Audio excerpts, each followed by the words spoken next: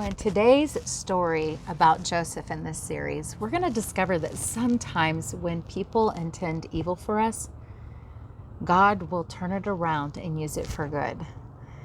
This is the most amazing part of the story, is when they're all restored together. Listen to what we're told in Genesis 44 through 45.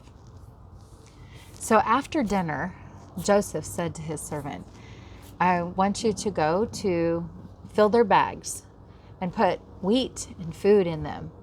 And in every bag, put their money bag back in their bag. But in the last bag of the youngest brother, I want you to put my silver cup. And so his servant left and immediately went to go do what he said. Well, the next morning, the brothers loaded up their donkeys and they started to head out towards Canaan. And a little bit after they left, Joseph called the servant in and he said to him, I want you to go out and I want you to find them. And I want you to say to them, how can you do this? My master was kind to you. Why would you be mean to him in return and take his silver cup? And so the servant set out and caught up with the brothers. And when he found them, he said exactly as Joseph asked him. And the brothers are like, why would we do this? Like, our money was put back in our bags and we brought it back to Egypt. If one of us has done this, you can kill him and you can take the rest of us as slaves. The brothers were all very upset. And so the servant then started going from bag to bag. He started with the oldest and he would open it up and he would look. And then he would go to the next bag and he would look. He would go to the next bag and he would look until he made it all the way down to the youngest brother, Benjamin. And when he opened up that bag, the silver cup was there. And this greatly upset everyone, all of them. And so the brothers then packed up their bags, loaded up their donkeys, and they went back to Egypt. Well, when they arrived to Egypt and they went before Joseph, they all bowed down immediately. And Joseph said to them, what have you done? What made you think that I would not figure this out? And the brothers said to him, we cannot prove that we did not do this. We are your slaves. And Joseph said, no, I will only take the one who took the cup. He will become my slave. The rest of you can go back home. And Judah cried out, please do not be upset with me, but I promised my father that I would bring him back. And if I don't bring him back, my father will surely die. Please let him go home. Would you take me as your slave? And at this, Joseph couldn't take it anymore. And he began to cry and he cried out, I am your brother Joseph. And the brothers were afraid. They didn't know what to do. And he said, I am Joseph, your brother.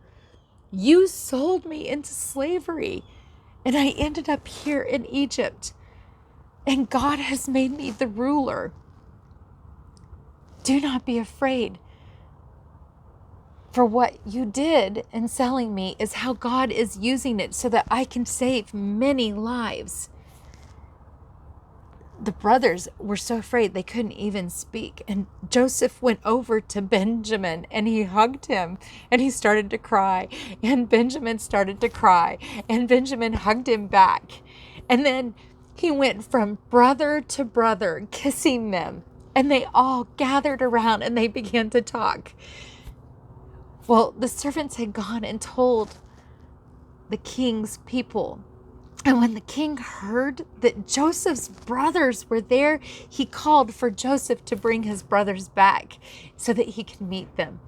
And the king said, your brothers need to stay here. What you need to do is send them back to bring their families and have them come. They can have the best of the land. I want you to take carts so the women and children can ride, and bring your father here. Don't worry about bringing anything. And so Joseph got carts together, and he loaded them up with wheat and food, more than you could imagine. 20 donkeys loaded with food and wheat for his father. And he gave them new clothes. But for Benjamin, he gave him 5 sets of clothes extra than he did the other brothers. And he also gave Benjamin 300 pieces of silver. And he sent his brothers on their way. And when they were leaving, he said, "Don't fight amongst yourselves."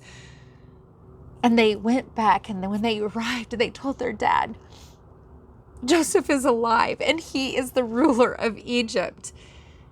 And they showed their dad all. And the father said, "I believe it now. Joseph is alive, and I will get to go and see him again." May God honor the telling of his word. So as you listened to the story this time, what did you learn about the brothers? What did they learn? What did you learn about Joseph? And what did he learn? And how did Joseph give honor to God? It's so important to be in the Word, to be with Jesus, and be transformed. Shalom, y'all.